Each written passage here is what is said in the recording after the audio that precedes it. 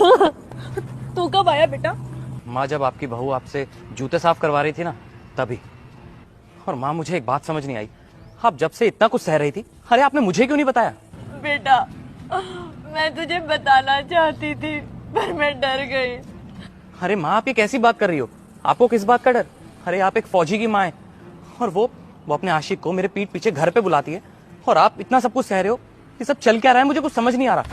बेटा, तुझे इस लड़के के बारे में कुछ भी नहीं पता। ये रोज इसे घर बुलाती है, इसके साथ घूमने जाती है और इसके सामने मुझसे घर का सारा काम करवाती है और मुझे धमकियां भी देती है कि बुढ़िया, अगर तूने कुछ बोला ना तो तेरे लिए सही नहीं होगा।